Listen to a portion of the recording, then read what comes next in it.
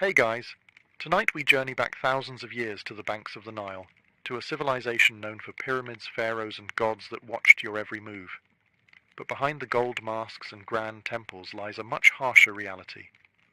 Today we're asking, what would really happen if you lived just one day in ancient Egypt?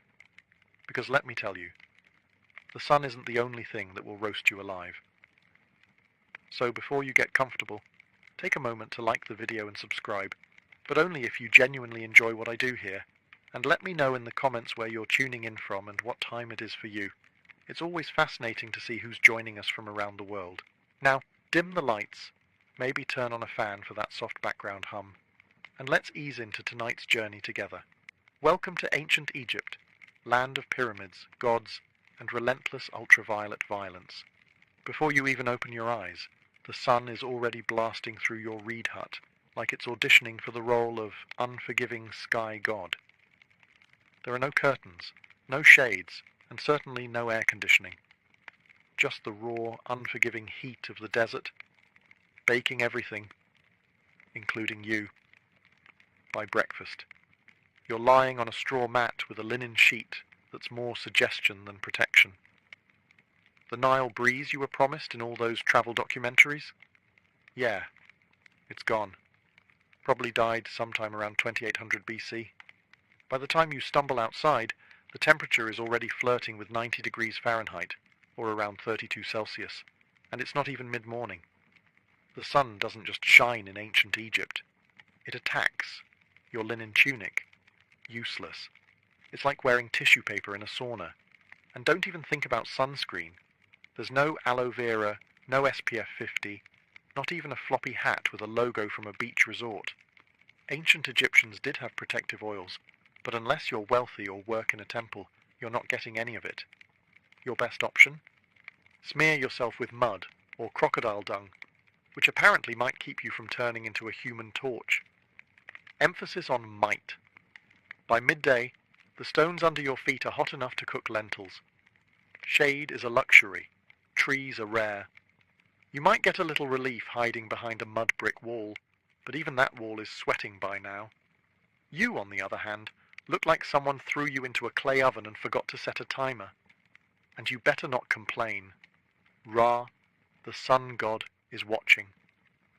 And in ancient Egypt, the sun wasn't just weather, it was divine authority. The hotter the day, the more powerful Ra was feeling. So basically, if you're melting, it's a spiritual compliment. In short, surviving one day in ancient Egypt requires hydration, humility, and an ironclad tolerance for feeling like a roast chicken. And this is just the morning. You're finally out of bed, or rather, off your scratchy straw mat. And the good news is, the Nile is just a short walk away. The bad news? You can already smell it before you see it. Yes, the mighty Nile, the life-giver of ancient Egypt, revered as sacred, the reason civilization here even exists. But let's be honest, it also smells like a fish market had a bad breakup with a swamp. The banks are buzzing with flies, frogs, and things that probably shouldn't have legs but do.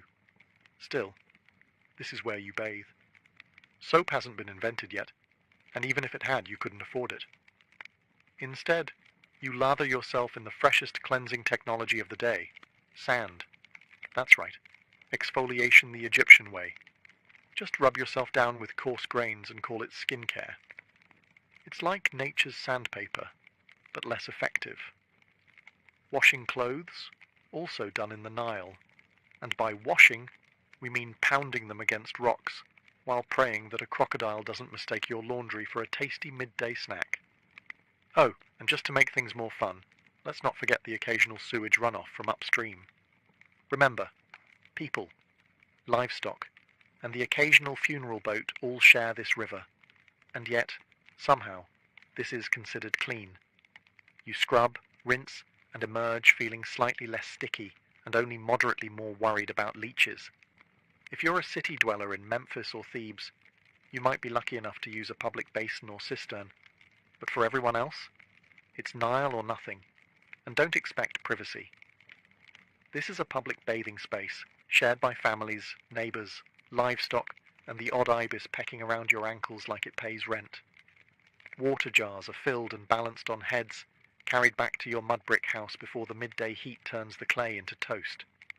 It's a daily ritual, spiritual, necessary, and slightly traumatic. So yes, the Nile is sacred. It feeds you, cleans you, and quenches your thirst. But let's not pretend it's a sparkling oasis. In reality, it's part miracle, part biohazard, and all you've got. By now you've bathed in the crocodile-infested Nile, you've sandpapered yourself semi-clean, and your body feels like a baked fig. Time for breakfast, the most important and least glamorous meal of your ancient Egyptian day. Let's set expectations. There are no eggs Benedict, no fruit bowls, and absolutely no iced lattes. Breakfast in ancient Egypt is less of a culinary event and more of a tactical refueling operation. You sit on a low stool, if you have one, or just squat in the corner like everyone else. The centerpiece of your meal? Bread. Lots of it. Dense, coarse, and often as chewy as a leather sandal. It's made from emmer wheat or barley and baked in clay ovens that may or may not be shared by the local rats. And don't be surprised if there's sand in your slice. Not as a topping, just an uninvited ingredient from the grinding stones. A daily dose of minerals, you could say. Then comes the beer. But don't get excited. This isn't crisp, bubbly craft ale. This is thick, cloudy, lukewarm, liquid bread. More porridge than pint. It's packed with calories and vaguely fermented. A medieval smoothie with the faint taste of sour cereal and survival. Even children drink it. Not to be edgy, but because it's safer than water. At least the brewing process boils out the parasites, unlike the Nile, which we just discussed is basically a petri dish. If you're lucky, and we mean very lucky, you might get an onion or a few dried dates to go with your carbon foam combo. Protein? Only if someone caught a fish and didn't immediately eat it raw. And as you chew your rock-like loaf and sip your grain sludge, flies buzz around you like it's a buffet. Because it is. For them. You swat at them with one hand, hold your cup with the other, and try not to think too hard about the fact that this is likely the best meal you'll have today. Breakfast in ancient Egypt isn't about flavor. It's about function. It fuels your body just enough to survive until the next time someone hands you another sand-infused brick of bread. Bon appetit. You've had your gritty bread, your chunky beer, and just enough rest to call yourself functional. Now it's time to work. And trust me, ancient Egyptian labor makes modern burnout look like a spa day. Unless you're a scribe, priest, or royalty, which, let's be honest, you're not. Your job is pure muscle and dust. No air-conditioned cubicle. No coffee breaks. No ergonomic chairs. Just sweat, sand, and a constant risk of collapsing before noon. If you're a farmer, you'll be ankle-deep in Nile mud by sunrise, yanking weeds or planting barley under the eye of an overseer whose hobby seems to be yelling. You use wooden plows, crude sickles, and your bare hands. If your back hurts, congratulations, that means it's working. If you're a laborer, things get even more biblical. Imagine hauling multi-ton stones for temple construction under a blazing sun, while barefoot up ramps made of gravel and prayer. There's no OSHA here. You trip. That's a broken ankle and a shrug from the foreman. Working on tombs? That's another level of grind. You're hammering limestone, chiseling out burial chambers for people who'll get to rest longer than you ever will.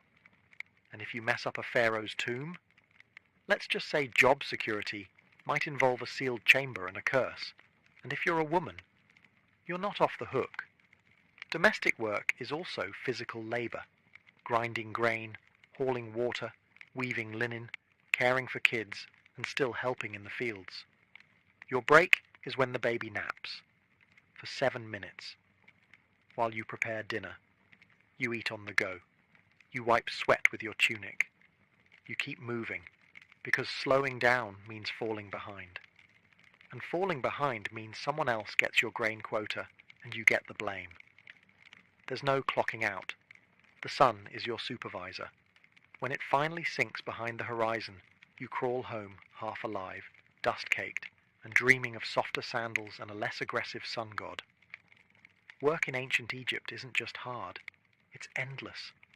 It's a full-body commitment to survival, day after day, until your body gives out or your overseer decides you're not worth feeding.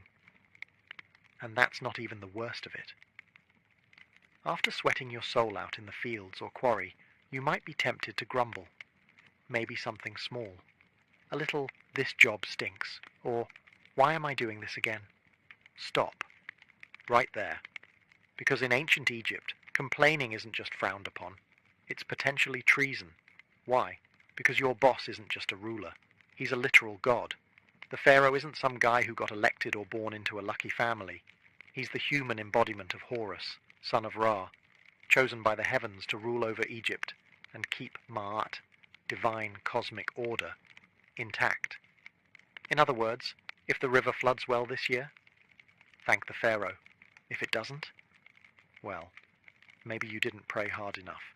Questioning his authority isn't just rude, it's blasphemy. Speaking ill of him could land you a date with a whip, a set of shackles, or an early trip to the underworld with none of your favorite burial goods. You see his face everywhere, on statues, temple walls, coins, even bread molds. His name is chanted in rituals. His image is painted larger than everyone else's in every mural. That's not artistic exaggeration. That's law. And don't expect to ever see him. If you're a commoner, the closest you'll get is watching a golden bark float by during a religious festival. Blink, and he's gone. Back to a palace you'll never enter, surrounded by officials, guards, scribes, and enough gold to finance a small civilization. Which, fun fact, he basically does.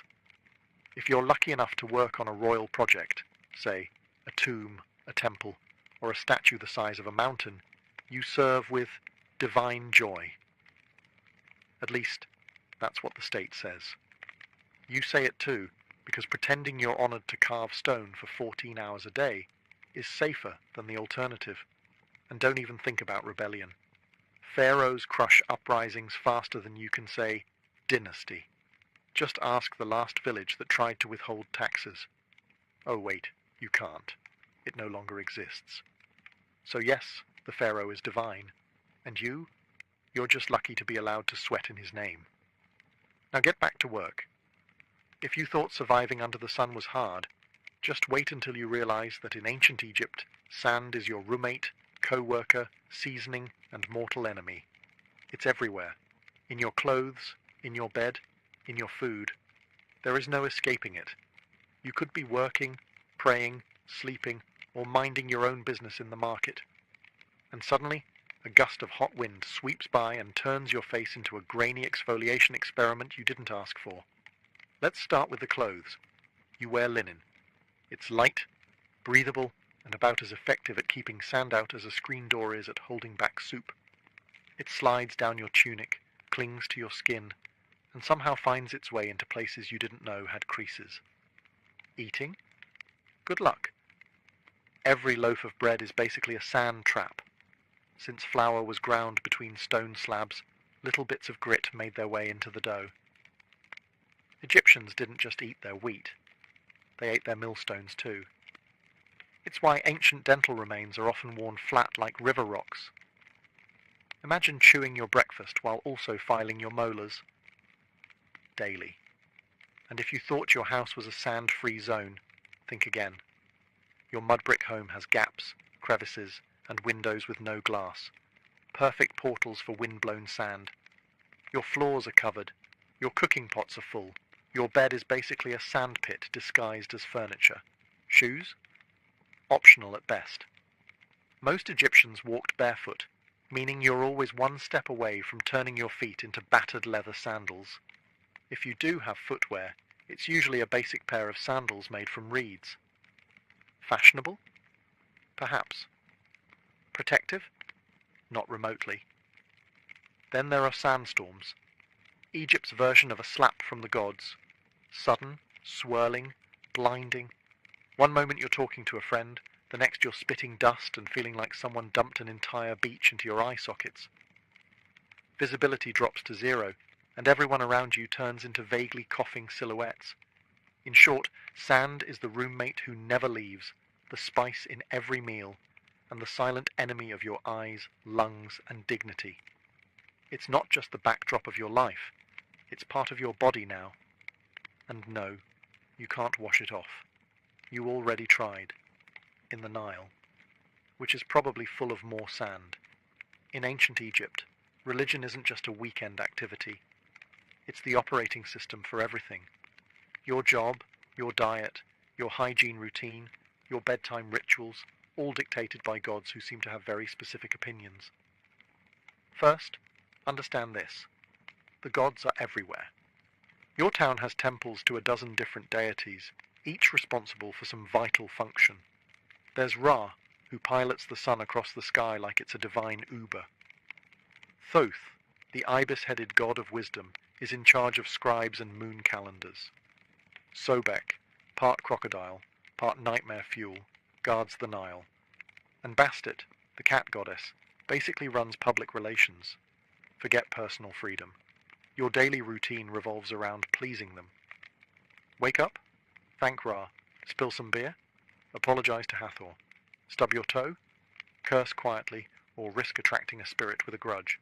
Before meals you offer a bit of food to the gods. Before bed you pray that Set, god of chaos, doesn't toss your house into existential disarray overnight. Even funerals are multi-day affairs where the deceased must pass tests, avoid demons, and prove they were morally decent, or risk eternal erasure. Speaking of the afterlife, ancient Egyptians took it very seriously. You don't just die and move on. You must pass a judgment process involving your heart being weighed against a feather of truth. If your heart's heavier, because of lies, cruelty, or maybe stealing someone's goat, you're eaten by Amit, a creature with the head of a crocodile, the body of a lion, and the legs of your worst nightmare. So yes, even in death, you're still on probation. But here's the twist. This complex belief system isn't depressing. It's comforting. Egyptians believed life was part of a cosmic balance, and if you followed the rituals and upheld Ma'at, the principle of truth and order, you had a chance at a peaceful eternity, complete with food, family, and maybe a boat. Of course, the richer you were, the more gods seemed to notice you. Temples were massive, priests were powerful, and peasants? Well, they just hoped the gods were feeling generous that day. Because in ancient Egypt, faith isn't optional. It's your job description, your insurance plan, and your travel itinerary for the next life. So, you've stepped on something sharp, got bit by something weird, or caught something contagious, which in ancient Egypt is basically Tuesday. Time to seek medical care. Just don't expect a waiting room or a sterile environment.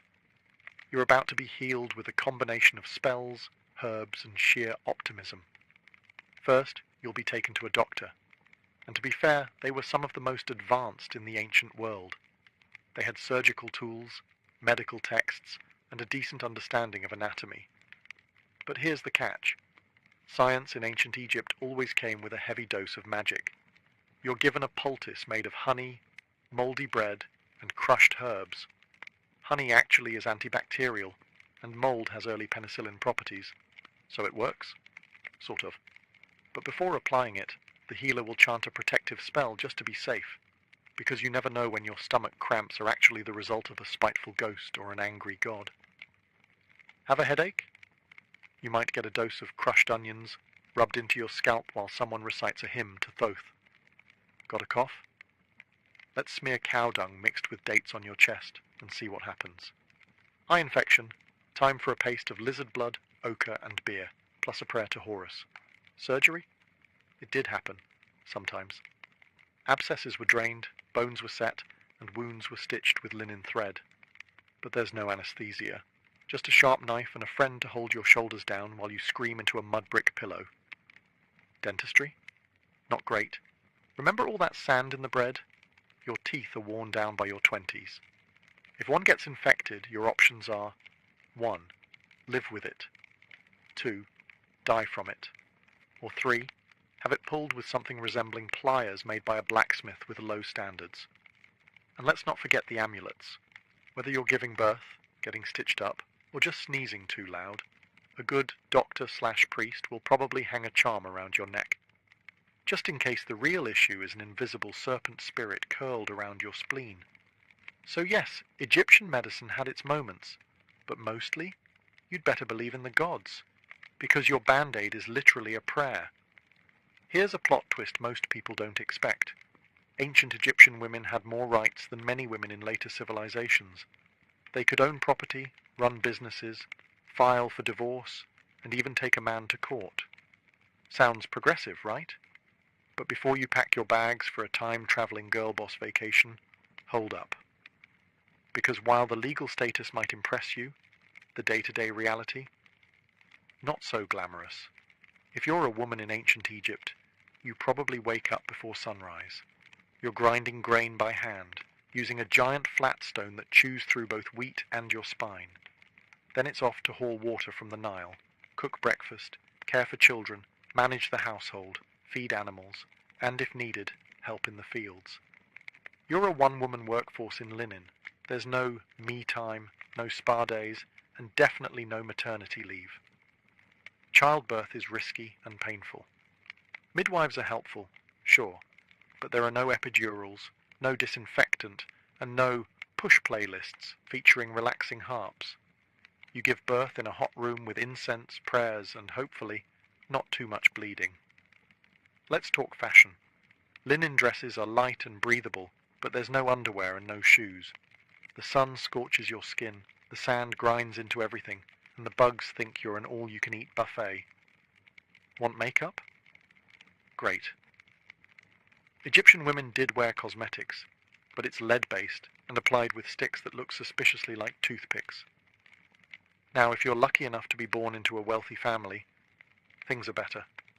You might read, write, manage estate accounts, or become a priestess. If you're born royal, you could even become pharaoh, like Hatshepsut or Cleopatra, who ruled with brilliance and terrifying eyeliner. But if you're poor, your status may be legal, but your reality is physical. You work, sweat, bend, carry, birth, bury, and pray. You're not chained by law, but by survival. Still, Egyptian women had agency, and that mattered. They could speak in court, keep their inheritance, and didn't become property when they married. Compared to many ancient societies, that's huge. So yes, Egyptian women had rights, but comfort? That's reserved for statues and goddesses, not the woman elbow deep in dough while swatting flies off a toddler. You made it through another grueling day in ancient Egypt. You ate your gritty bread, hauled your buckets, avoided divine wrath, and maybe even dodged a sandstorm. Time to relax, right? Wrong. Because in ancient Egypt, your real test begins after you die. Death isn't the end. It's just the beginning of an incredibly bureaucratic, multi-phase journey through the underworld. And if you thought the labor overseer was strict, wait until you meet the gods of judgment. First, your soul takes a trip to the Hall of Ma'at. Here, before a tribunal of 42 deities, you must proclaim your innocence in what's basically the oldest legal deposition in history.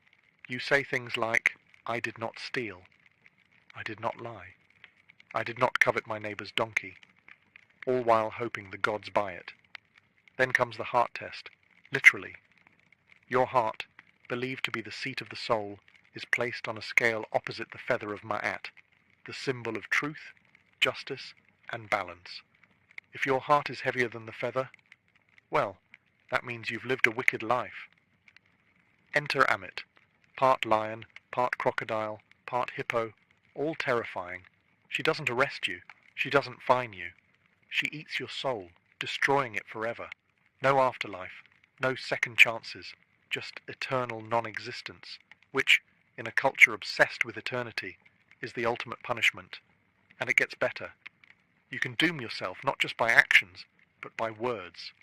One wrong confession, one forgotten line during your judgment, and boom, spiritual obliteration. It's like an open book test where failure means getting devoured by a mythological death hybrid. If you do pass, congratulations. You get to enter the field of reeds, a peaceful, idealized version of Egypt where your soul lives forever, with boats, with crops, with family. and presumably with fewer sand fleas. But the stakes? Enormous. That's why Egyptians obsessed over tomb preparation, funeral rites, and magical texts like the Book of the Dead, a spiritual cheat sheet full of prayers, spells, and helpful tips like, don't insult the crocodile god. So yes, the afterlife might be beautiful, but only if you live your life very carefully. One curse word, one unpaid temple tax, and your next stop is lunch for Amit. Sleep tight. If there's one small mercy in ancient Egypt, it's this: linen. Blessed, breathable linen. Your entire wardrobe, and everyone else's, is made from this plant-based fabric. It's light, cool, and lets your skin breathe in the scorching heat. That's the good news. The bad news? That's pretty much where the comfort ends. Whether you're a farmer, builder, priest, or vendor, you're wearing the same outfit every day. For men, a short white kilt or loincloth. For women, a straight, sleeveless linen dress, sometimes held up by straps, sometimes not. If you're upper class, you might have pleats or beads or fancy patterns. If you're not, it's plain white or slightly greyish, depending on how long it's been since laundry day. Oh, and laundry day? You're hand-scrubbing your clothes in the Nile while hoping a hippo doesn't emerge mid-rinse. Underwear? Optional. Footwear? Also optional. Most people go barefoot. Sandals made from woven reeds or leather are reserved for special occasions or temple priests. So unless you're royalty, expect to spend your days with hot sand between your toes and possibly a sharp rock in your heel. Accessories? Absolutely, but mostly functional. Amulets for protection, necklaces to show status, and eye makeup made from powdered coal, which wasn't just for fashion. It helped reduce glare from the sun and supposedly warded off infections.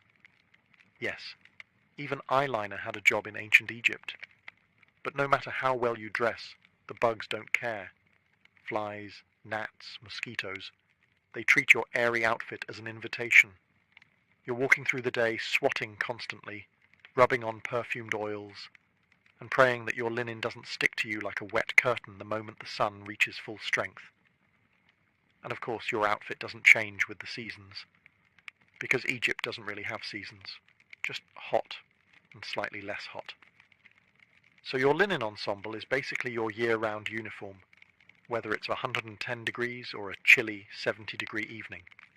So yes, Egyptian clothing was light, elegant, and far more comfortable than what Romans would wear later. But don't let the breezy outfits fool you, because no matter how floaty your tunic feels, your life is still heavy with labor, heat, sand, and bugs that refuse to respect your personal space. You've survived another blistering Egyptian day, hauling bricks, dodging sandstorms, and praying your linen doesn't disintegrate mid-task. But in ancient Egypt, survival is always temporary, because no matter how tough you are, you probably won't live past 35. Let's break it down. If you make it past childhood, which is already an achievement considering infant mortality rates were sky high, you're thrust straight into adulthood by age 13. Marriage, work, and child rearing all start early, because honestly, you're running out of time. You might die from heat stroke, or an infected cut, or childbirth, or crocodiles, or scorpion stings, or bad bread. And forget antibiotics. If you get a fever, the best treatment is honey, herbs, and hoping the gods don't have other plans for your soul. But here's the twist. Egyptians weren't scared of death. They planned for it. In fact, they planned for it better than most people plan for retirement today. If you're rich, you commission a tomb, the ancient version of a 5-star eternity suite. You start saving up grave goods, jewelry, food offerings, perfumes, statues, even tiny servant dolls called shabtais to do your chores in the afterlife. Think of them as spiritual interns who work while you nap forever. Your body is embalmed, wrapped in linen, stuffed with natron, natural salt, and tucked neatly into a painted sarcophagus. You're buried with a copy of the Book of the Dead, which is less about doom and more like a mystical travel guide, complete with passwords for the afterlife, spells to confuse demons, and instructions for not getting eaten by soul-devouring monsters. If you're poor, well, your tomb is likely a shallow pit in the sand. Your body is wrapped in whatever fabric your family can spare, maybe a pot or two placed nearby, and then covered with earth. No murals, no golden mask, just you and the wind. But even the poorest Egyptians held on to the dream of the afterlife, a peaceful, fertile paradise called the Field of Reeds, where you farm without sweat, eat without hunger, and sail the Nile forever under gentle sunlight. So yes, you'll probably die young in ancient Egypt. But if you lived well, prayed right, and didn't insult too many jackal-headed gods, you just might spend eternity in style. You've finally made it to the afterlife, or at least into the tomb. You've been embalmed, wrapped, blessed, and buried. Time to rest in peace, right? Well, not exactly, because in ancient Egypt even the dead get robbed. Let's start with a simple truth. Tombs are full of expensive stuff. Gold amulets, jewelry, perfumed oils, carved statues, chests full of linens, and, for pharaohs, literal boatloads of treasure, all intended to be taken into the afterlife. But treasure in a tomb is basically an open invitation for someone with a chisel and bad intentions. Tomb robbery was so common that it became a full-time problem. Pharaohs tried to fight it by hiding their tombs deep in cliffs, locking them behind trapdoors, and scrawling terrifying curses on the walls. Things like, "May a crocodile devour your soul," or "May your limbs be twisted forever by a serpent made of fire." Spoiler, the curses didn't work. Grave robbers came anyway, at night in secret, with inside knowledge. Sometimes they were locals, sometimes they were corrupt workers who helped build the tombs. In some cases, even priests and guards were in on it. And the punishment for getting caught? Severe. Think public beatings, mutilation, exile, or death. But considering how valuable tomb goods were, especially gold and rare incense, the risk often seemed worth it. After all, the dead don't fight back. But it's not just the wealthy who got robbed. Even commoners' graves were disturbed.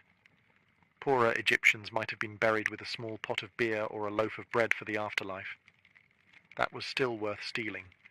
Food was scarce, tools were valuable, and linen was currency. The irony? Tomb robbing wasn't just about greed. Sometimes it was about survival. Egypt went through famines, political collapse, and invasions. A hungry worker might break into a tomb not for treasure, but for food. And when your children are starving, a few funeral offerings look less like sacred objects and more like dinner. So in ancient Egypt, you're not safe just because you're dead. Your tomb can be looted, your name erased, and your mummy unwrapped by some desperate soul with a pickaxe and poor moral judgment. Rest in peace, only if no one knows where you're buried. We've all seen them, those majestic, mysterious carvings on the walls of temples and tombs. Birds, eyes, snakes, lotus flowers, men walking sideways like they're on a fashion runway. Ancient Egyptian hieroglyphs, visually stunning and insanely difficult to learn. Sure, they look cool, but try reading them. Hieroglyphs weren't just decorative art. They were a full-blown writing system with over 700 characters, and growing. Some symbols represent entire words, others are sounds, and many are determinatives, which clarify meaning. Because, writing the word star with an actual star symbol might be too straightforward. And don't expect spaces or punctuation. Ancient Egyptian writing was basically one long, beautiful riddle, with artistic flair, 0 vowels, and a deep need for context. Oh, and it can be written left to right to left, or top to bottom, depending on what the scribe felt like that day. The trick? Look at which way the birds or people are facing. That's your reading direction. If they're facing right, read right. Facing left, read left. And if they're upside down, good luck. Learning to write hieroglyphs wasn't for commoners. Literacy was rare. Maybe 1% of the population could actually read and write. If you wanted in, you had to become a scribe, which meant years of intense education, starting as a child. You'd memorize hundreds of symbols, copy endless scrolls, and practice so much that your hand probably curled into a claw by age 15. But the payoff? Huge. Scribes were respected, well-fed, and never made to haul bricks under the sun. Instead, they wrote tax records, court documents, letters, and religious texts. They were essential to society and protected from most manual labor. In a world where writing was power, scribes ruled quietly from the shadows. For the rest of the population, though, writing was something magical, literally. Hieroglyphs were believed to have sacred power. Writing someone's name preserved their soul. Erasing it, total spiritual annihilation. So yeah, spelling really mattered. So while hieroglyphs may look like ancient emoji, they're more like a linguistic Rubik's Cube wrapped in myth, math, and mystery. Beautiful? Yes. Easy to learn? Absolutely not. After 14 chapters of heat, hunger, sand, superstition, and backbreaking labor, it's time to ask the big question. Would you survive a single day in ancient Egypt?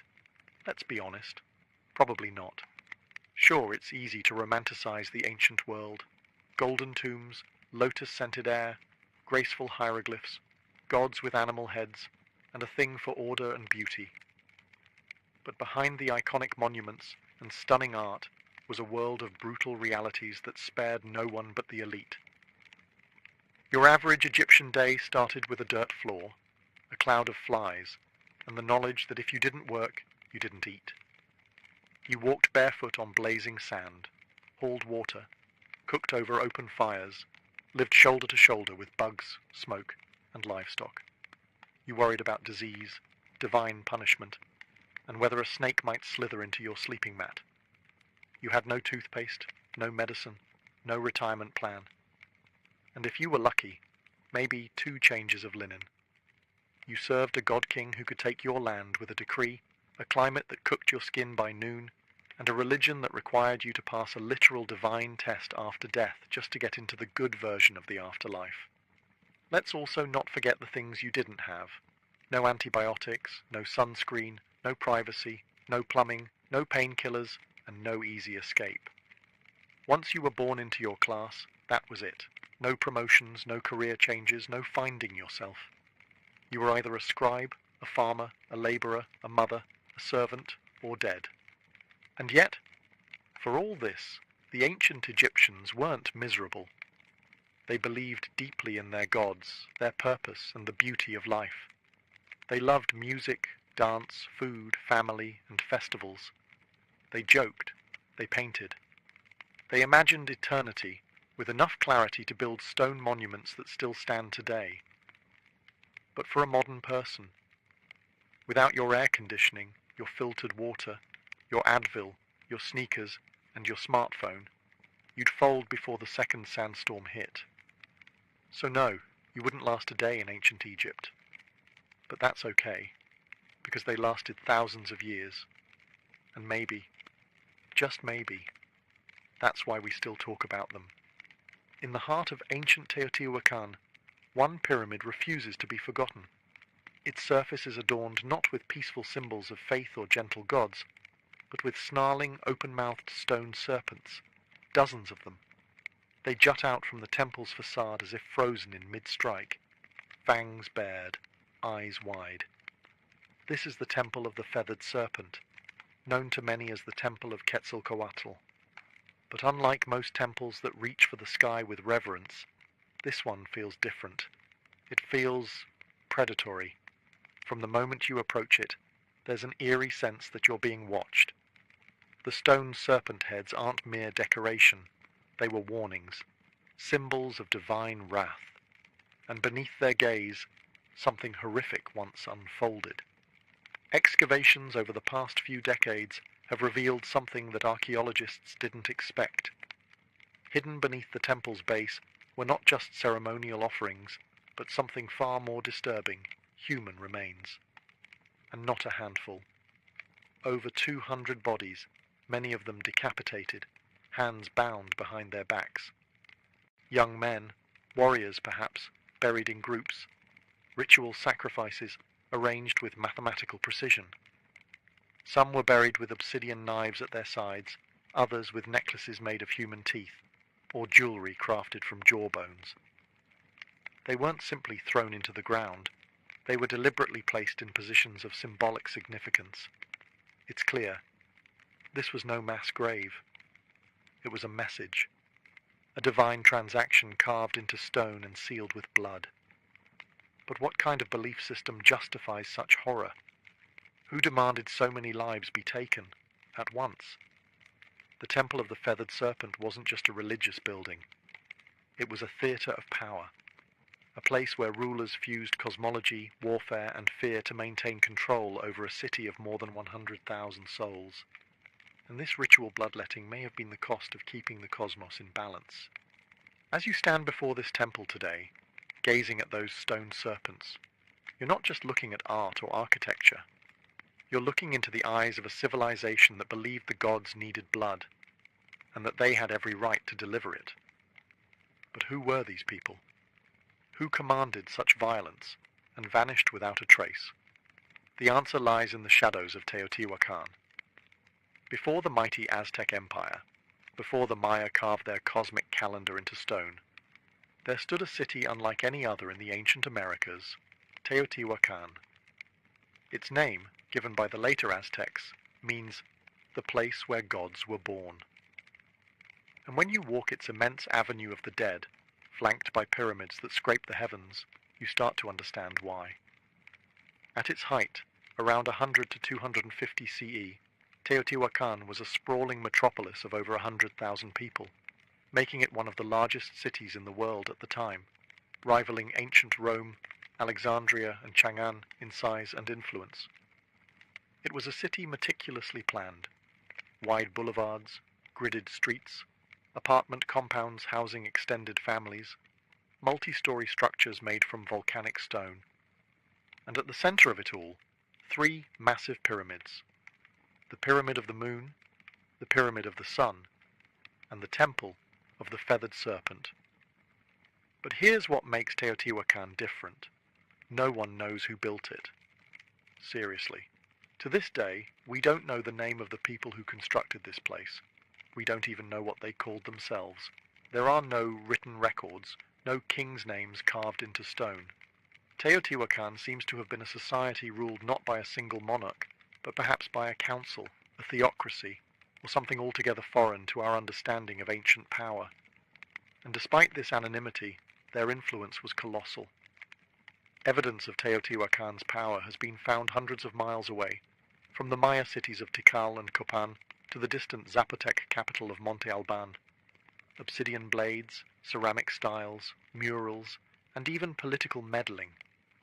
In one case, Teotihuacan emissaries may have helped overthrow a local Maya king to install a ruler more favorable to their interests. But how did they maintain such a vast network? How did a city with no known writing system command such authority across Mesoamerica?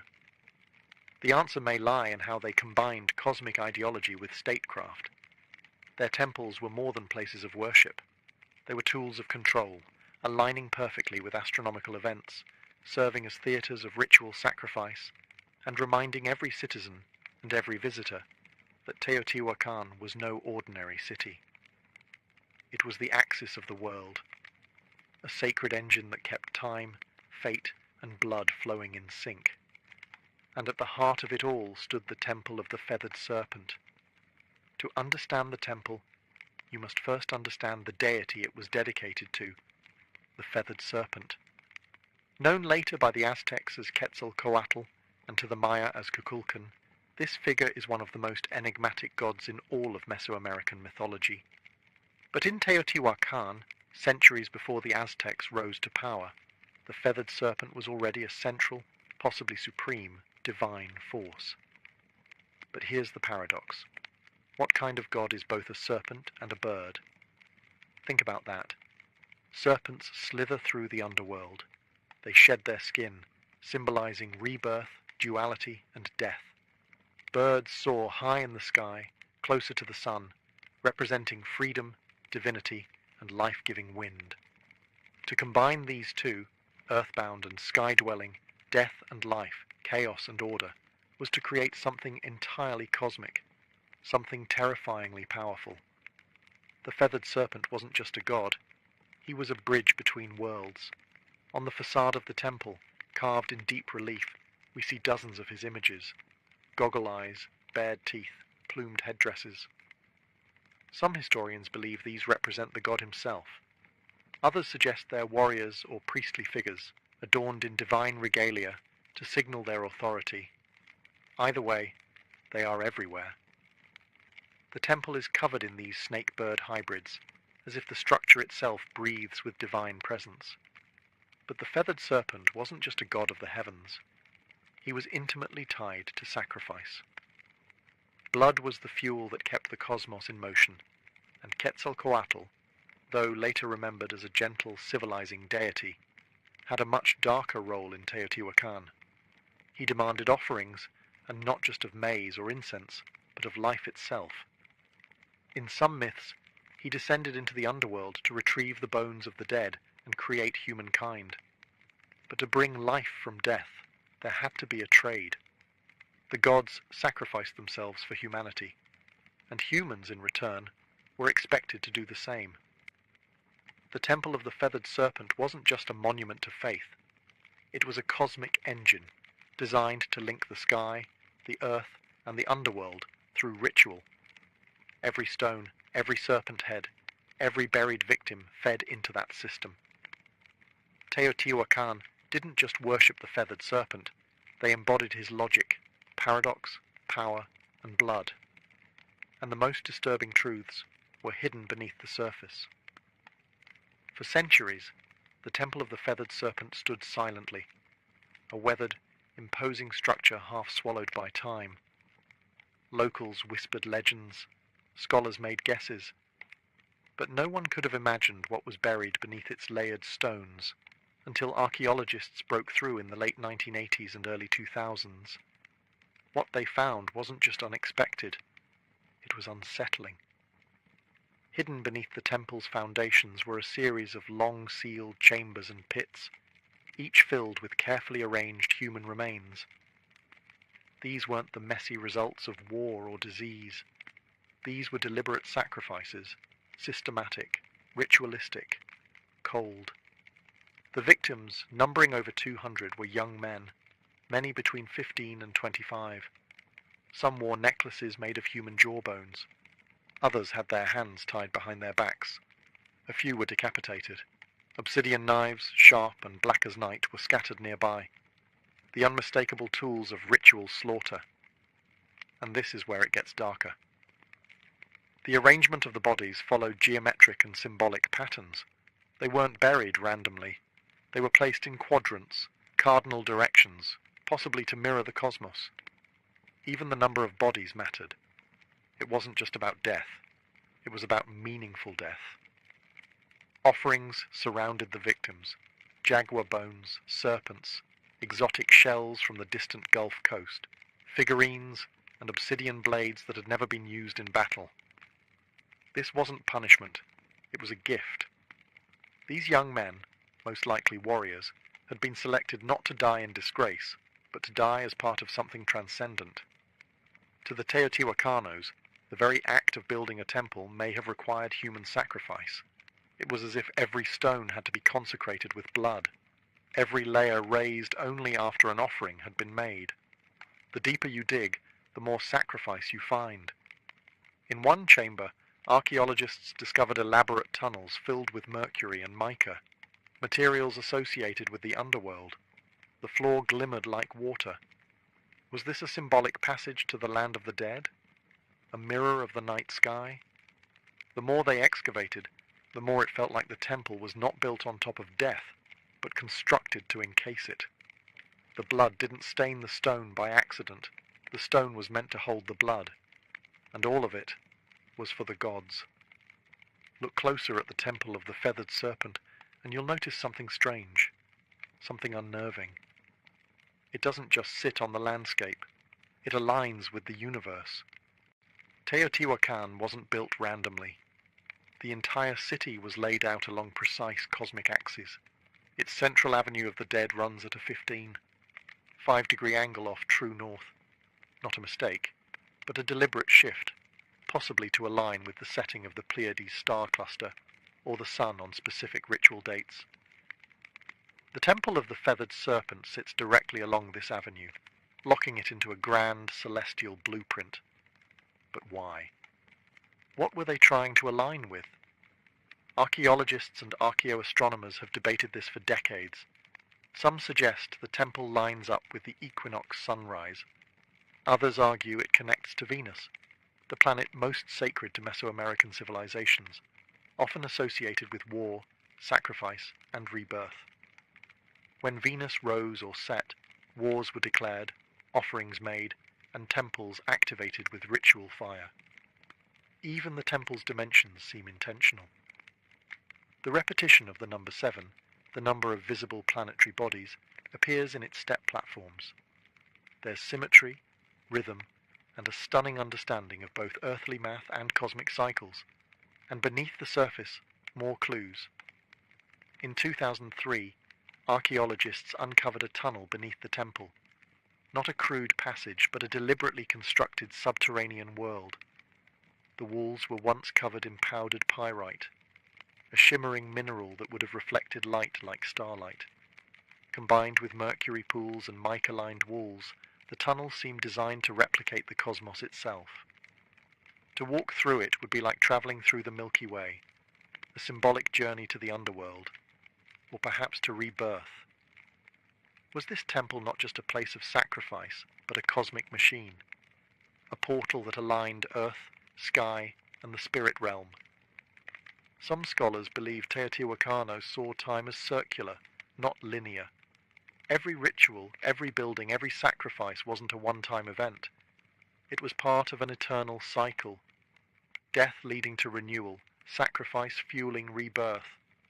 The temple's alignments may have helped predict celestial movements, coordinate harvests, and more importantly, time when to offer blood. The Temple of the Feathered Serpent wasn't just looking at the stars. It was trying to speak to them. The Temple of the Feathered Serpent wasn't just a spiritual beacon. It was a political weapon. Its very design was meant to overwhelm, to intimidate, to remind every viewer, local or foreign, who held the reins of power in Teotihuacan. Imagine standing in its shadow 1,800 years ago. You, a visitor from a smaller city-state, would arrive at the Avenue of the Dead, already awestruck by the sheer scale of Teotihuacan. But when you reached the Temple of the Feathered Serpent, you'd freeze. The serpent heads stare at you, their fangs bared. Jaguar symbols growl from the stone. The plaza ahead once held massive gatherings, not just for celebration, but for public ritual. You might even witness a sacrifice. The ruling elite of Teotihuacan understood something crucial. Fear is power, and nothing stirs fear like divine wrath.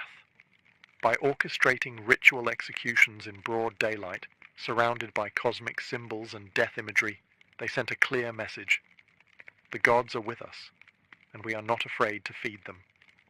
But this wasn't chaos. This was theatre. Priests in feathered headdresses and obsidian masks would chant, dance, and spill blood, turning cosmic myth into political performance. It wasn't just about pleasing the gods. It was about reminding everyone watching that the city's rulers had direct access to the divine. They alone could open the heavens or summon rain, protect the people or destroy their enemies. Even the architecture helped reinforce this propaganda. From the temple's upper tiers, leaders could look down upon the plaza. They controlled not just the narrative, but the very physical space in which it unfolded. The people looked up, at the gods, at the rulers, at the sacrifices, and knew their place. And for outsiders, Teotihuacan didn't need to conquer with swords.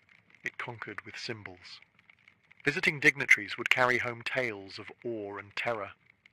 They would speak of the feathered serpents, the endless avenues, the blood rituals that lit the sky red. In a world where gods ruled through fear, Teotihuacan positioned itself as their chosen mouthpiece, and the Temple of the Feathered Serpent was the loudest voice of all. At its peak, Teotihuacan was the heartbeat of Mesoamerica, a city of fire and stone, of gods and blood, a city that seemed destined to last forever. But around the year 550 CE, something changed. Something broke, and the silence that followed was as chilling as the temple's stone serpent heads. The fall of Teotihuacan was not loud and glorious. It was gradual, then sudden. Signs of strain began appearing decades earlier, signs that the cosmic engine was faltering. Evidence points to a long period of drought, crop failure, and social unrest. The very systems that had sustained this grand city, centralized power, religious dominance, cosmic order, began to crack under pressure. And then came the fire. Archaeologists have uncovered widespread burn layers across elite compounds, temples, and administrative buildings, including signs of violent destruction at the Temple of the Feathered Serpent. What's strange is that the lower-class residential areas were mostly untouched. This wasn't an external invasion. This was an uprising, a rebellion, possibly from within. The very people who once watched sacrifices in awe may have risen against their priest-kings. The Temple of the Feathered Serpent, once a symbol of divine authority, was ransacked. Sculptures were defaced, fires were set, ritual spaces were desecrated, and then silence. Teotihuacan wasn't completely abandoned overnight, but it lost its soul. Trade networks collapsed. Artistic production ceased. The great rituals stopped. The ruling elite disappeared. The temple no longer spoke.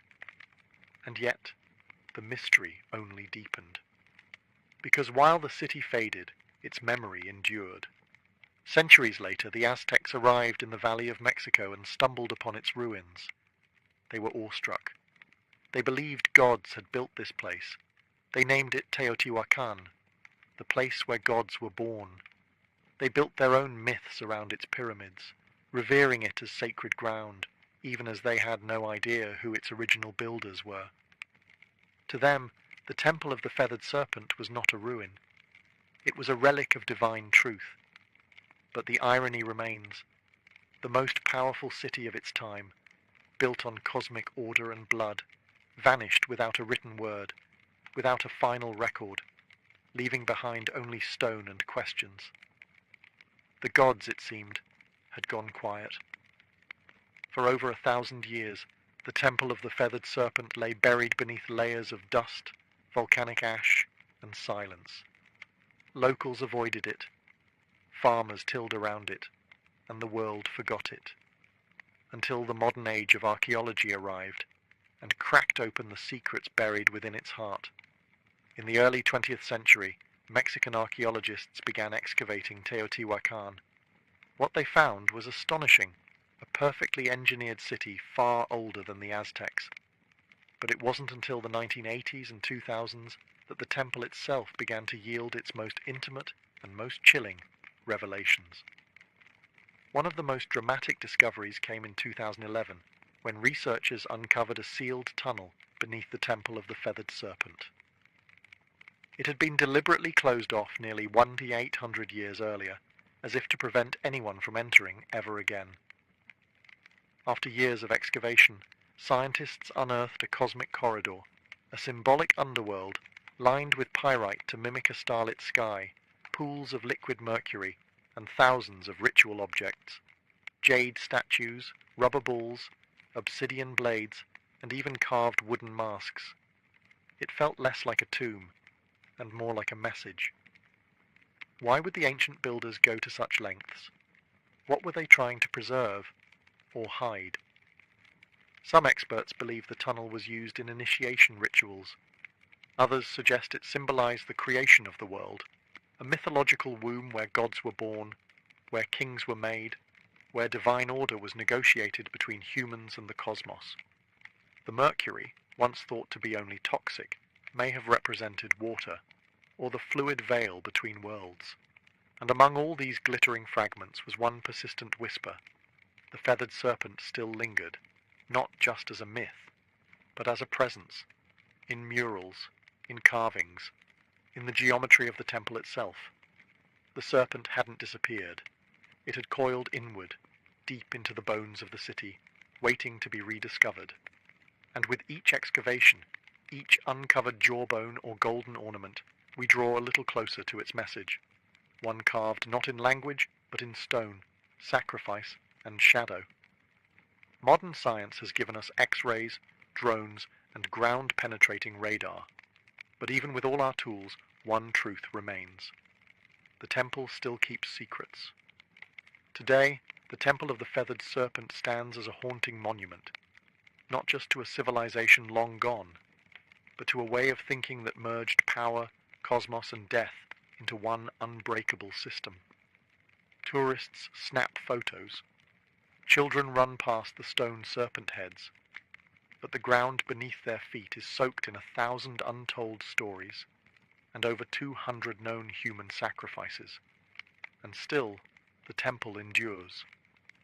Its legacy is not just architectural, it's psychological, spiritual, cultural. The feathered serpent, this paradoxical god of sky and earth, continued to evolve. He would be adopted by the Toltecs, then reborn by the Aztecs as Quetzalcoatl, where his myth took on a gentler tone, the bringer of knowledge, the god who wept for humanity, the one who vowed to return. This reimagining of the serpent god shows how myths don't die. They transform. Even in modern Mexico, echoes of the feathered serpent persist, in art, in murals, in literature, and in national identity. The temple's image has appeared on coins, stamps, and even government buildings. It has become a symbol of mystery, of pre-Columbian brilliance, and of the untamed spiritual world that once pulsed through Mesoamerica. But there's another legacy, one less visible, more uncomfortable. The Temple of the Feathered Serpent forces us to confront the price of belief. It asks hard questions. How far will humans go to feel connected to the divine? What happens when power and religion become indistinguishable? Can beauty coexist with terror?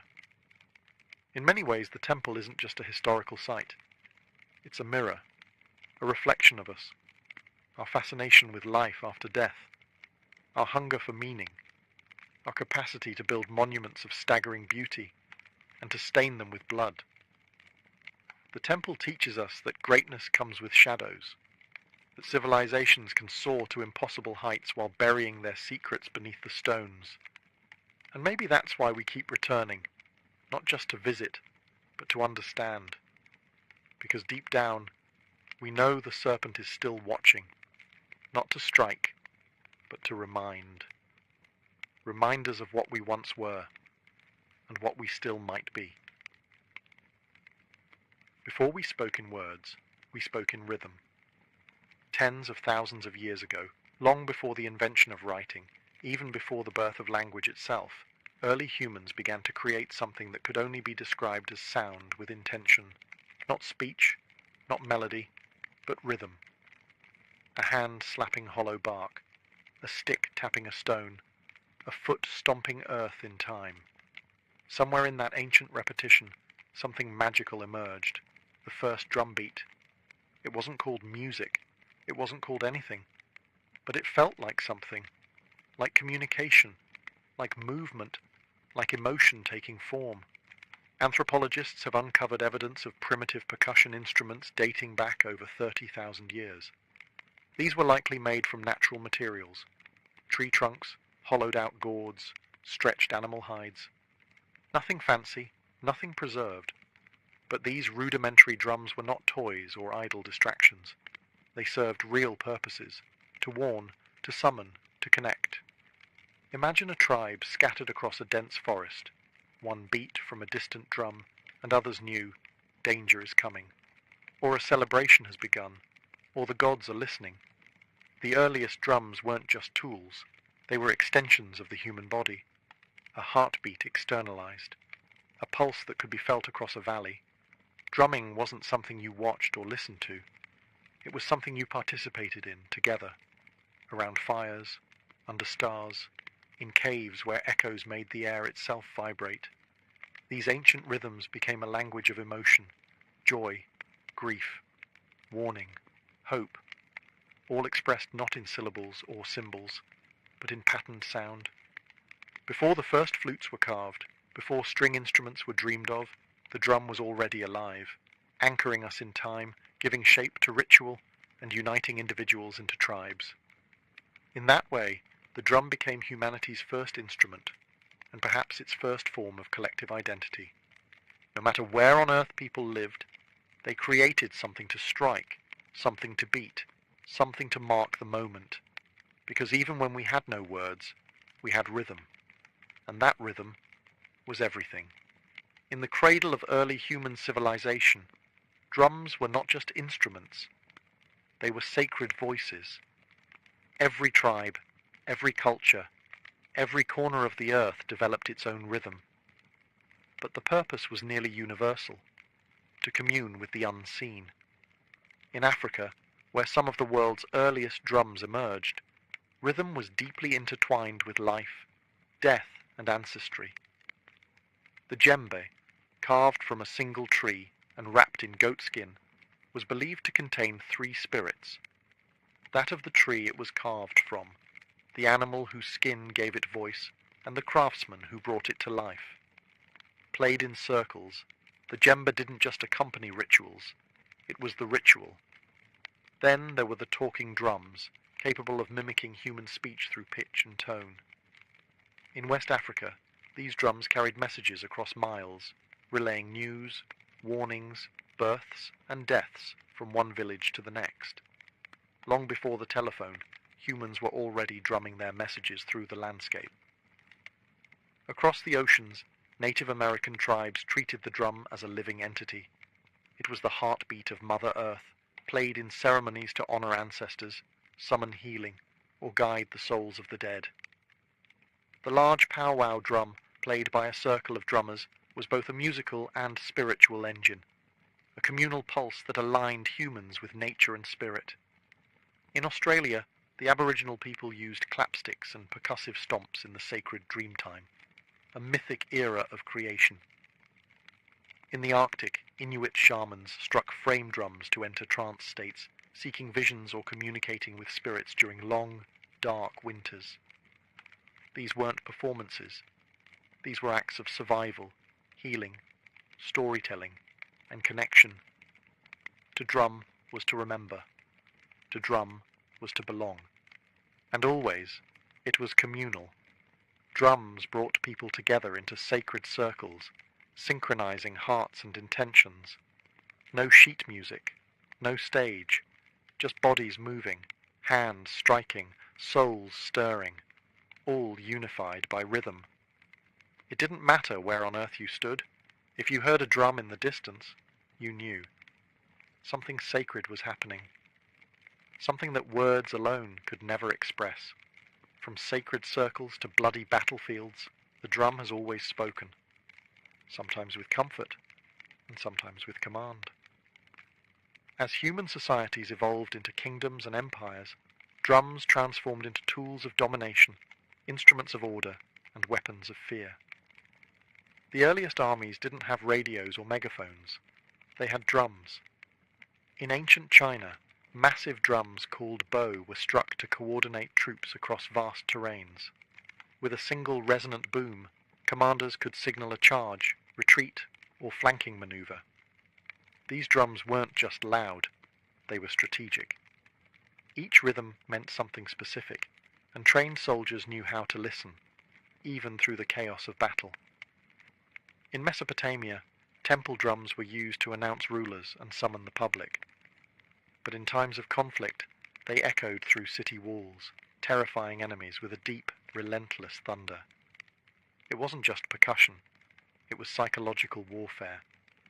When the Romans marched, they brought with them the tympanum, a frame drum used in processions and by cults like that of Cybele. Though not a battlefield instrument in the way horns and standards were, it carried symbolic power, a sound of empire, discipline, and order. But no army wielded drums quite like the Ottomans. Their meta bands, the world's first known military orchestras, unleashed an overwhelming storm of drums, cymbals, and horns before battles. The relentless pounding of curse, giant kettle drums, and davul, double-headed bass drums, struck terror into the hearts of enemy forces.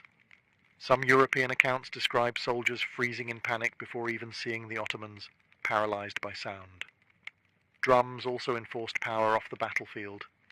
In royal courts across Asia, Africa, and Europe, drum ensembles announced arrivals, marked coronations, and underscored political rituals. To beat a drum was to declare, "Power is present."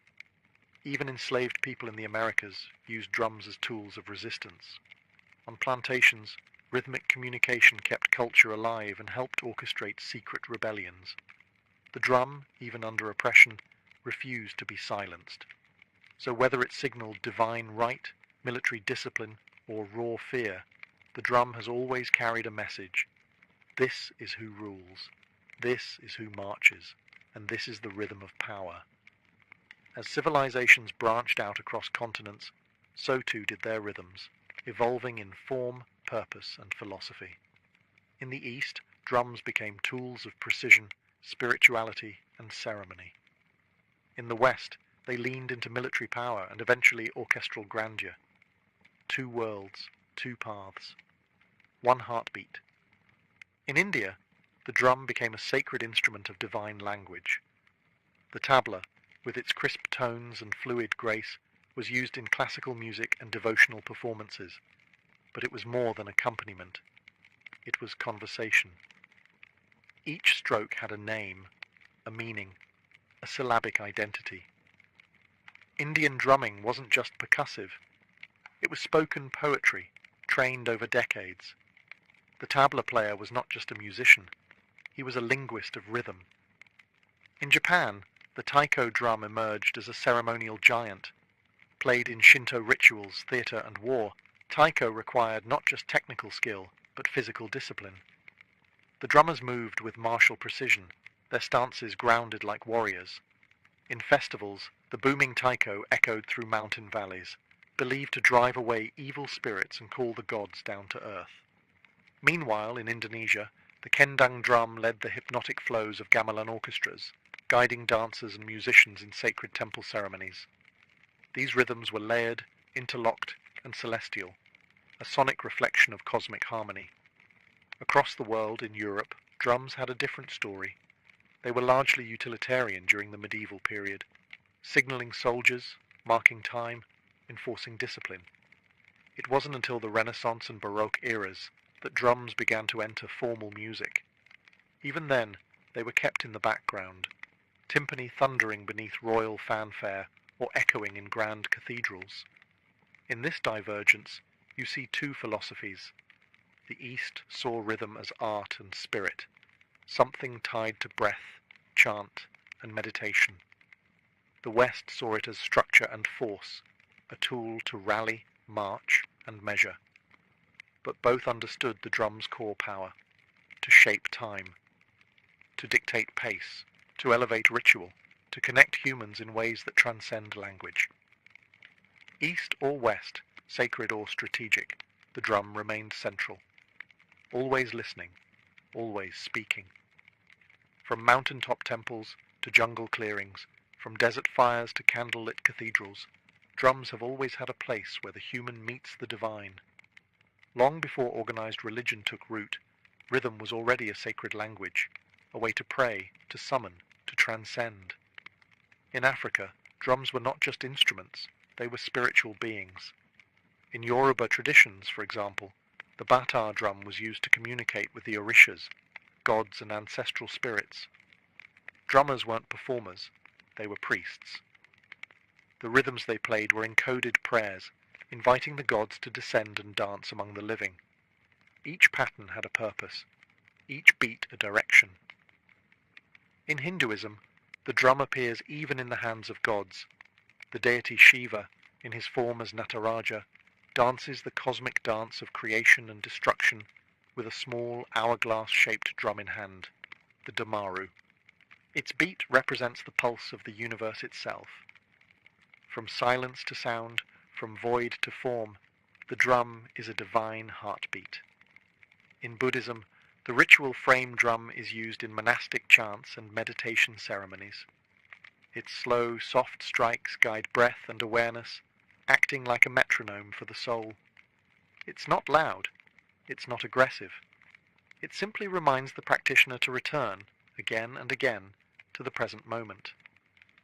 Across the Americas, indigenous tribes use drums in vision quests, sweat lodges, and healing ceremonies. The beat is constant, steady, mimicking the rhythm of the womb, helping participants enter trance states or connect with ancestral spirits.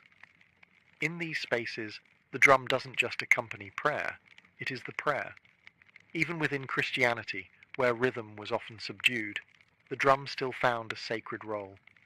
In gospel traditions, particularly in African American churches, drums became a means of praise and power, a heartbeat behind voices lifted in devotion, a reminder of struggle, hope, and divine rhythm in every life. No matter the faith, the ritual, or the God invoked, the drum has been there, not as decoration, but as a vessel for energy, intention, and the mysteries we cannot speak. Because when words fail in worship, rhythm remains, and the divine always listens. For thousands of years, drums were solitary instruments, one body, one sound, one purpose. But in the heart of the industrial age, something revolutionary happened. In factories, streets, and music halls, percussion was reimagined. And by the early 20th century, multiple drums were no longer scattered across a stage. They were united, forming something entirely new, the drum kit. It was born out of necessity. In the late 1800s, military and theatre bands required several percussionists to play bass drum, snare, cymbals, and woodblocks, each handled by a different person. But space was tight, and budgets were tighter. So drummers began to combine instruments into a single playable setup. By 1909, the first bass drum pedal was patented. A drummer could now strike a massive drum with one foot, freeing their hands to do more. The idea caught fire. Over the next few decades, drummers added hi-hats, toms, cowbells, and ride cymbals, creating a setup that could mimic an entire percussion section, all from one seat. What emerged was more than a tool. It was a drummer's throne. And then came jazz. In smoky clubs and underground dance halls of New Orleans and Chicago, the drum kit exploded into life. Jazz drummers didn't just keep time, they played the kit like a voice, with syncopation, swing, and sensitivity. Legends like Gene Krupa and Buddy Rich turned the drum set into a lead instrument. Rhythm became storytelling. As jazz evolved into rock, the drum kit grew louder, heavier, more powerful. The 1960s and 70s saw kits expand with multiple toms, splash cymbals, and double bass pedals. Drummers like John Bonham, Neil Peart, and Keith Moon pushed the limits of stamina and creativity. The drummer wasn't in the background anymore. He, or she, was the engine. Today, the drum kit is a global staple, from gospel churches to EDM stages, from punk garages to world tours. And even as digital kits and drum machines rise, the physicality of a live drum kit, the sticks, the skins, the sweat, remains irreplaceable. It's a symbol of modern rhythm, a fusion of centuries, where tradition meets innovation, and where one drummer can speak with 10 voices at once. The world beats in thousands of dialects, and so do its drums. From continent to continent, culture to culture, the drum has taken countless forms, each carrying a distinct identity, sound, and purpose. These aren't just instruments. They're cultural signatures, crafted from local materials, shaped by local hands, and steeped in the rhythms of everyday life. In West Africa, the djembe remains a heartbeat of community gatherings. It speaks in sharp slaps and deep bass tones, designed for storytelling and spontaneous conversation. Next to it, the dundun provides the foundational pulse, a rhythmic anchor around which others can dance. In Africa, a drum ensemble isn't just music. It's a conversation between spirits, ancestors, and the living. In the Middle East, the darbuka, a goblet-shaped drum made from clay or metal, delivers crisp, fast-paced rhythms essential to belly dancing and classical Arabic music. Its voice is sharp and articulate, demanding precision from its player and movement from its listeners. Across the Caribbean and Latin America, drums tell a different story, one born from resilience and fusion. The conga, bongo, and timbales reflect the blend of African, indigenous, and Spanish influences. In Cuba, the sacred bata drums are used in Santeria rituals, each drum speaking a divine language tied to the orishas.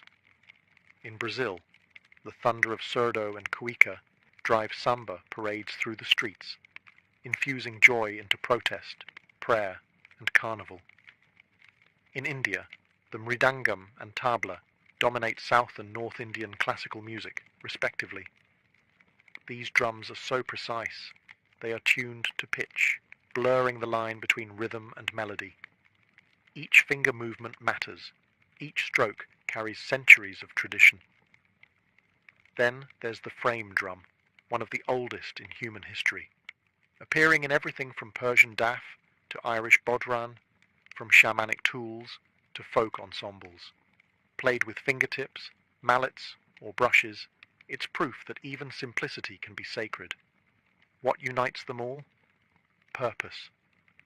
Whether guiding dance, healing, ritual, or revolution, each drum reflects the soul of its people. Their rhythms carry geography, history, and identity. The global drum family isn't just diverse, it's universal, because no matter where you go, the earth still echoes with rhythm. As the 20th century drew to a close, the sound of drums began to change, not in rhythm, but in texture. The physical gave way to the programmable. The sweaty palms, the wooden sticks, the calloused fingertips, all began to share space with circuits, pads, and software. The age of digital drums had arrived. It began in the 1970s with primitive drum machines, early devices like the Rhythmicon and Roland CR78 that used analog circuits to simulate basic beats. At first, they sounded robotic, even awkward. But musicians saw something else: consistency, control, and endless possibility. Then came a revolution. In 1980, Roland released the TR-808, a drum machine so iconic its deep booming kick and crisp snare would go on to define entire genres. Hip-hop, techno, electro, and trap were all born in part from its synthetic pulse. It was no longer about mimicking acoustic drums, it was about creating new sounds entirely. As digital audio progressed, so did the tools. Electronic drum kits like the Roland Fee drums allowed drummers to play naturally while triggering thousands of sampled or synthesized tones. Artists could now rehearse silently, record without microphones, and switch drum kits with the press of a button. And with computers came digital audio workstations, DAWs, like Ableton, FL Studio, and Logic. Now, anyone with a laptop could build complex rhythms, layering kicks, snares, hi-hats, and sub-bass into vast sonic architectures. Finger drumming on MIDI pads became an art form of its own. Some feared this shift meant the death of traditional drumming, a replacement of human feel with cold precision. But that didn't happen. Instead, hybridity emerged. Acoustic drummers began integrating triggers and samples into their kits. Producers started layering human-played drums with machine beats. The organic and the synthetic found a groove together. Digital drums didn't erase the past. They reimagined it. And today, we live in a world where a single person in a bedroom can build rhythms once requiring entire orchestras, where ancient grooves from Africa, Asia, and the Americas can be sampled, twisted, and given new life in neon-lit dance floors. The tools have changed, but the purpose remains the same: to move bodies, to shape time, to make silence speak. Across every era, every empire, and every evolution in technology, one thing has never changed. The drum remains our oldest and most enduring voice. From ancient fire circles to modern concert halls, from sacred rituals to digital dance floors, The drum has never been just about music. It's about connection, to ourselves, to each other, to something bigger. It is the heartbeat we all share. Not metaphorically, literally. Because even before we're born, nestled in the womb, the first rhythm we ever hear is that of our mother's heart. Steady, safe, alive, and when life begins, we chase that rhythm forever.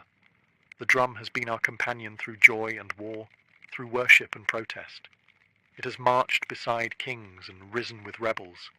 It has echoed through temples and subway tunnels.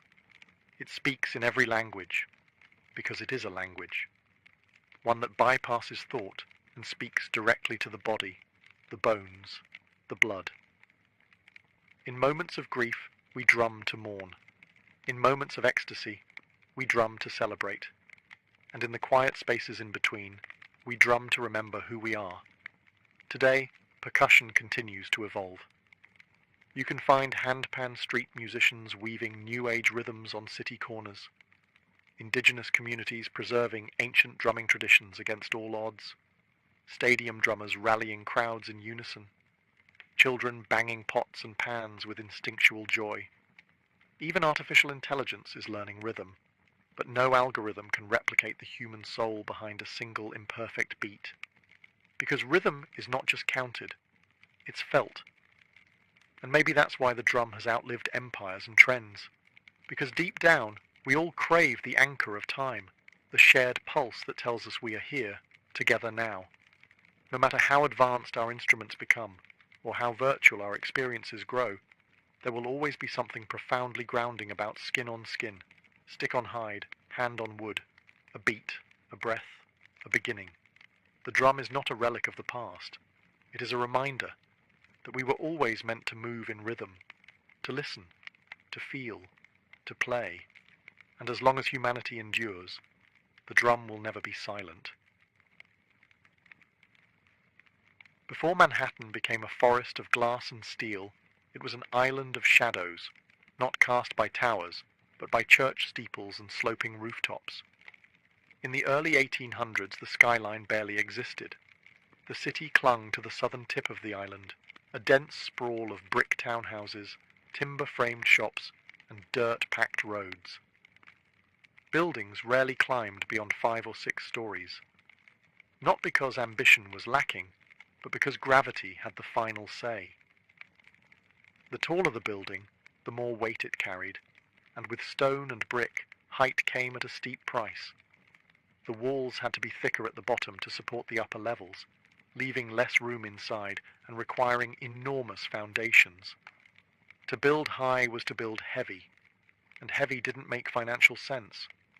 So the city grew horizontally, spreading northward along a grid that had been planned in 1811, one of the boldest urban blueprints of its time.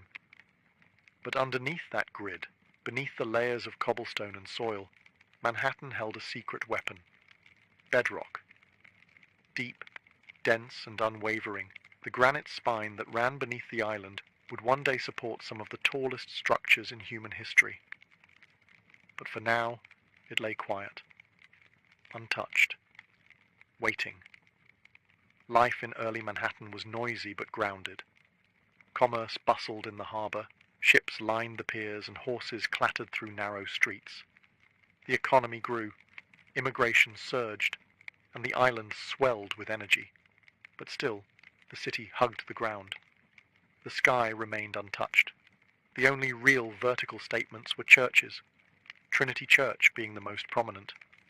Its spire, completed in 1846, rose over 280 feet, and for a time it was the tallest structure in New York. But even that was more symbol than skyline. What no one knew then was that the skyline's future wouldn't be shaped by stone or wood, but by iron, steel, and vision. And it wouldn't be limited by the ground. It would rise far above it. Manhattan wasn't yet a city of towers, but the stage was being set. The island was ready. The dream was forming. And soon the skyline would begin to stretch. For centuries, gravity was the greatest architect in Manhattan. It kept buildings short, cities flat, and human ambition tethered to the earth. But in the mid-19th century, two breakthroughs would break the skyline wide open. One lifted people, the other lifted buildings. The first came in 1852, when an inventor named Elisha Otis unveiled his revolutionary safety elevator. In a dramatic demonstration at the New York Crystal Palace, Otis stood on a platform suspended high above a crowd. He ordered the rope to be cut. The crowd gasped, but the platform didn't fall. A hidden mechanism locked the lift in place. With that single breathtaking moment, Otis changed the rules of height. Until then, the top floors of buildings were the cheapest. No one wanted to climb stairs. But once elevators became safe and practical, those upper floors became premium space, offering light, air, and status. The vertical city suddenly made economic sense. But being able to move people upward wasn't enough. Buildings still relied on load-bearing walls, which grew thicker and more cumbersome the higher they went. That's where innovation number 2 arrived: the steel skeleton.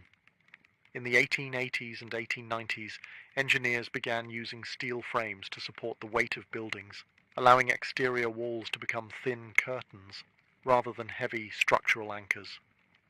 This method, known as steel frame construction, gave architects a new freedom: build as high as the frame could handle.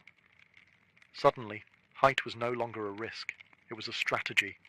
The technology had arrived, the materials were here, and Manhattan, with its solid bedrock and booming economy, was the perfect canvas. The island's tight geography encouraged vertical thinking, and its status as a financial capital meant that everyone, from banks to newspapers, wanted their name visible in the clouds. The elevator made the sky accessible. The steel skeleton made the sky buildable. Together, they didn't just change architecture, they redefined what a city could be. Now, the race would begin, not outward, upward. By the late 19th century, New York City was no longer content to sprawl. It wanted to soar. The ground was full, the streets were packed, and the only place left to build was up. With steel frame construction and the elevator now established, Manhattan became a proving ground, and the skyline, a battlefield for ambition. The first shots were fired in the 1890s. In 1890, the New York World Building, home to Joseph Pulitzer's newspaper empire, rose 20 stories above Park Row. It was the tallest office building in the world, briefly. Not to be outdone, the Park Row building claimed the title next in 1899, standing at 391 feet. Each new tower was a declaration, not just of wealth, but of vision. To build higher was to announce, "We are the future." Soon, the skyline began to sprout with steel giants. The Singer Building, completed in 1908, stood at 612 feet, becoming the tallest building in the world, and the first structure to surpass the height of the spire of Trinity Church, which had held the record for over 50 years. But even that wouldn't last. In 1913, the Woolworth Building took the crown. Designed by architect Cass Gilbert, and funded in cash by retail magnate Frank W. Woolworth, it rose 792 feet, over 55 stories, in a soaring display of neo-Gothic beauty. Dubbed the Cathedral of Commerce, the Woolworth wasn't just tall, it was majestic, an architectural sermon about America's rise as a modern power. But this wasn't just architectural competition, it was branding warfare. Corporations and institutions vied for the tallest, most distinctive buildings, towers that would etch their names into the sky. Every new height was a headline, every silhouette a symbol. The skyscraper became the ultimate billboard, permanent, imposing, impossible to ignore. And beneath it all, the rhythm of progress beat relentlessly. Steam shovels dug foundations into granite. Riveters hammered steel day and night. Immigrants and ironworkers balanced on beams hundreds of feet in the air with no harnesses, only grit and resolve. The skyline was no longer theoretical. It was real, and it was rising. As the 1920s roared through Manhattan, the skyline began to dance. Not just climb. This was the era of Art Deco, a time when architecture wasn't only about height, but style. The Jazz Age poured elegance into steel and stone, and New York's buildings became icons of movement, light, and energy. The most dazzling of them all was the Chrysler Building. Completed in 1930, it stood 1,046 feet tall, briefly becoming the tallest building in the world. Commissioned by car magnate Walter Chrysler, the tower wasn't just a monument to corporate success. It was a symphony of design. Its stainless steel spire, built in secret and hoisted into place overnight, shimmered in the sun like a crown. Ornamental eagles, modelled after hood ornaments, jutted from the corners like guardians of the future. With its curves, chevrons, and machine-age detailing, the Chrysler Building didn't just scrape the sky, it seduced it. But the race wasn't over. Just a few blocks away, another titan was rising, the Empire State Building. Completed in 1931 during the depths of the Great Depression, it soared to 1,250 feet, stealing the title from Chrysler and holding it for nearly 40 years. Built in just 410 days, with thousands of workers laboring through wind, snow, and steel dust, the Empire State wasn't just a building, it was a message. New York endures.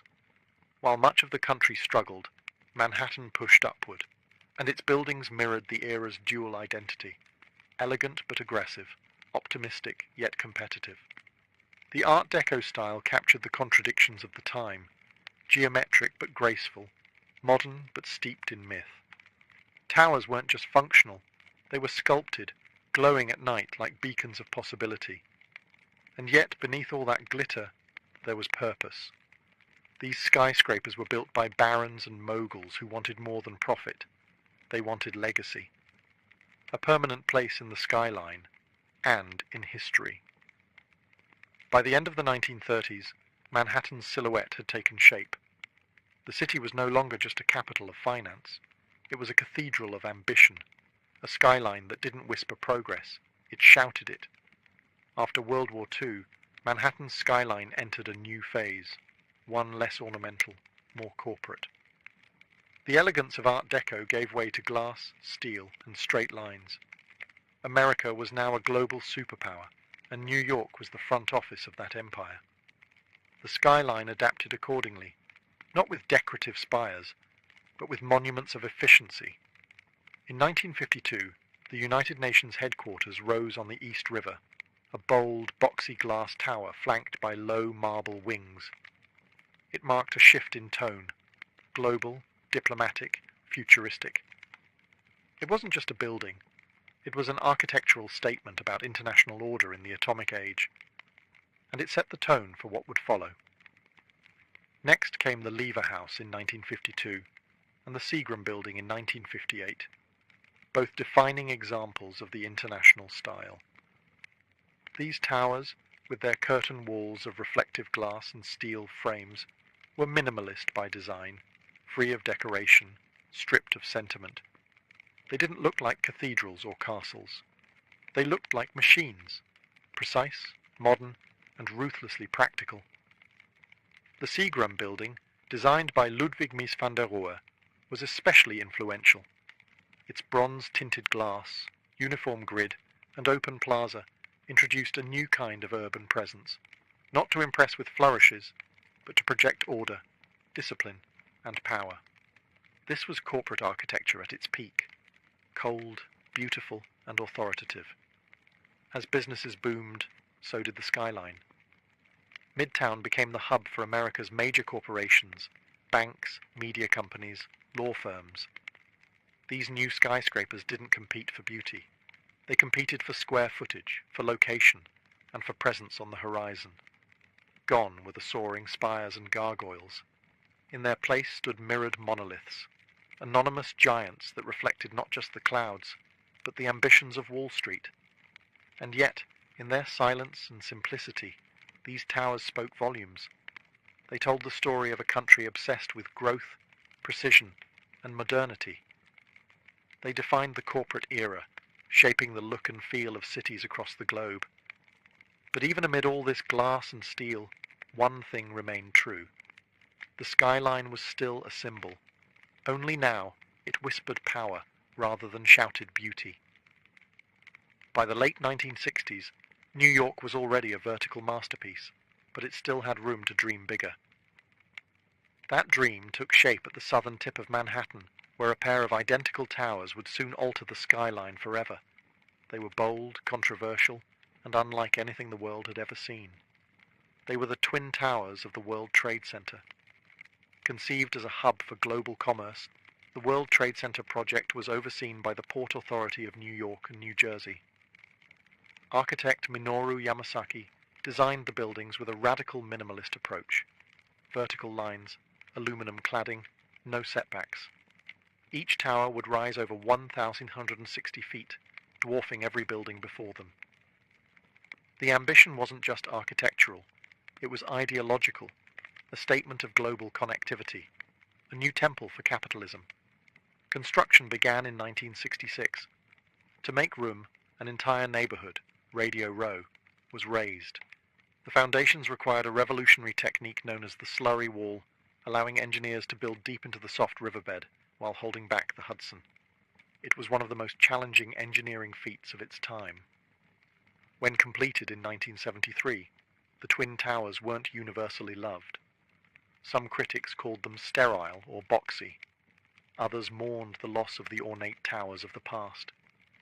But to many, the towers were pure presence, bold, confident, and commanding. They didn't dance with the sky like the Chrysler. They didn't taper like the Empire State. They stood firm, twin pillars of certainty and scale. More than just buildings, the World Trade Center became an international symbol of business, of unity, of American might. People came from around the world to visit the observation decks, to dine at windows on the world, or simply to stare up in awe from the plaza below. For nearly 3 decades, the Twin Towers dominated Lower Manhattan. They anchored the skyline, giving it symmetry and gravitas, and while other cities built taller structures, none carried the iconic weight of those 2 towers rising side by side. The skyline had changed once again. This time, not with ornament or artistry, but with monumental ambition.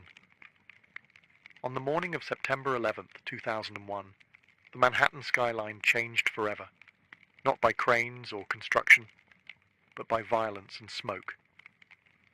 In less than 2 hours, the Twin Towers of the World Trade Center collapsed into dust, fire, and twisted steel. Thousands of lives were lost, and the 2 pillars that had once defined Lower Manhattan were gone. The attack wasn't just an assault on people or buildings. It was an assault on symbols, on what those towers stood for: commerce, modernity, freedom, ambition. For decades, the Twin Towers had defined the southern end of the island. Their clean, monolithic forms had become visual shorthand for New York itself. Now, that skyline was fractured. In the days and weeks that followed, Lower Manhattan became a wound, open, smouldering, raw. Where once there had been height and light, there was only absence. And that absence echoed. Photographs of the skyline looked hollow. The familiar silhouette was broken, and the space that had once pulsed with global energy became known as Ground Zero. For the first time in a century, Manhattan wasn't building up. It was mourning. The city grieved, but it also endured. Steelworkers, firefighters, police officers, and volunteers poured into the site, not to construct, but to recover. Rubble was cleared. Lives were honored. Silence replaced the clang of iron. In a city always rushing forward, this was a forced pause, a long breath held in collective pain. But even in sorrow, New York did what it had always done. It looked up. Discussions about rebuilding were complicated, emotional, political. What should take the place of the towers? Should anything rise again? Could the skyline be restored without erasing the loss? For years, the hole in the ground remained, a reminder of what was and what was taken. It became sacred space. And yet, slowly, plans emerged. Designs were drafted, cranes returned, steel returned. Not to erase the tragedy, but to create something new beside it. But before anything was built, one truth stood clear. The skyline was no longer just a symbol of power or ambition. It had become a memorial, a silhouette shaped by both triumph and tragedy. And the story wasn't over. In the aftermath of devastation, a city known for speed, ambition, and movement paused, not to surrender, but to reimagine. Rebuilding the Manhattan skyline after 9/11 wasn't just a matter of architecture, it was a matter of identity. What would rise in place of the Twin Towers? Could anything? The answers came slowly. In 2003, a design by architect Daniel Libeskind was selected for the new World Trade Center site. It wasn't just about height, it was about healing, memory, and renewal. The plan would blend commercial space with public memorials, parks, transportation, and light. It wasn't a return to what had been. It was a statement of what could be.